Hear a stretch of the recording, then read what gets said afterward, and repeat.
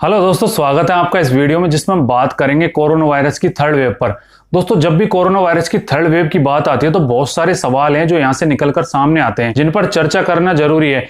तो क्या कोरोना की थर्ड वेव जल्द आने वाली है? कितनी डेंजरस होगी हमारे लिए? दोस्तों, क्या यह सेकेंड वेव से भी ज्यादा खतरनाक होने वाली है? इससे कौन सी उम्र के लोग सबसे ज्यादा इफेक्टेड होंगे? गवर्नमेंट हमारे लिए इससे बचाव के क्या क्या कदम उठा रही है और हम खुद अपने स्तर पर क्या क्या बचाव के कार्य कर सकते हैं? ऐसे ही कुछ सवालों पर हम इस वीडियो के अंदर चर्चा करेंगे। तो वीडियो को करते हैं शुरू। दोस्तों, यदि एक्सपर्ट्स का माना जाए तो थर्ड वेव का आना ऑलमोस्ट तय है। एम्स के जो डायरेक्टर हैं रणदीप गुलेरिया, वो इसके बारे में पहले ही चेतावनी दे चुके हैं और बहुत सारे देश ऐसे हैं जो ऑलरेडी थर्ड वेव से जूझ रहे हैं। तो ज्यादातर देशों की केस स्टडी से यह सामने आया है कि जो सेकेंड वेव थी और जो थर्ड वेव है उसके बीच में जो डिफरेंस है वो 2 से 3 महीने का है और जो थर्ड वेव है वो सेकंड वेव के मुकाबले ज्यादा इफेक्टेड है। तो थर्ड वेव को लेकर अलग अलग तरह की बहुत सारी रिसर्च हुई है। हाल ही में एक स्टेट बैंक ऑफ इंडिया ने एक रिसर्च की और उसकी रिपोर्ट सामने आई। स्टेट बैंक ऑफ इंडिया की जो रिसर्च है उसकी रिपोर्ट के अनुसार अगस्त तक जो थर्ड वेव है वो आ जाएगी और जो सितंबर माह है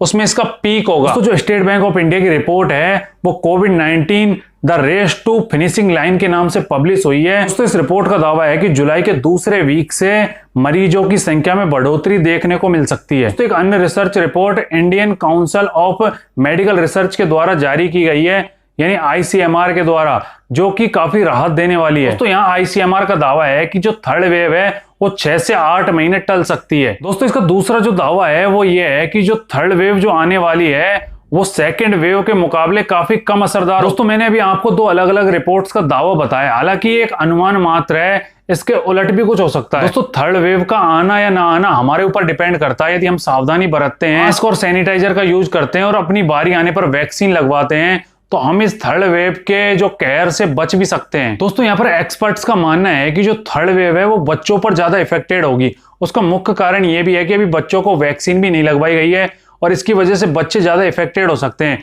हालांकि इसका मतलब ये कतई नहीं है कि जो अन्य वर्ग के लोग हैं, जो अडल्ट हैं, उन पर ये इफेक्टेड नहीं हो सकती।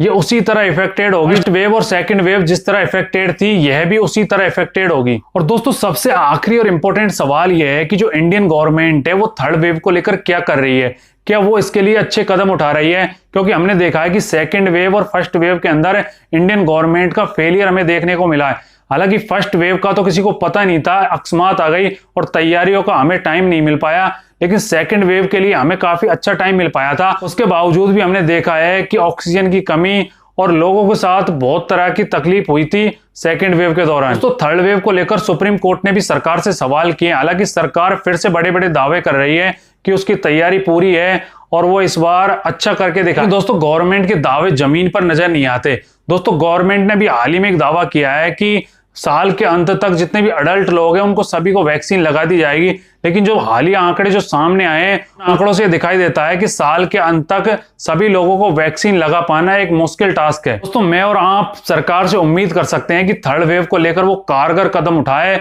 और ज्यादा से ज्यादा लोगों की वो जान बचा सके और इस कोविड-19 पैंडेमिक से हमारी हिफाजत हो सके।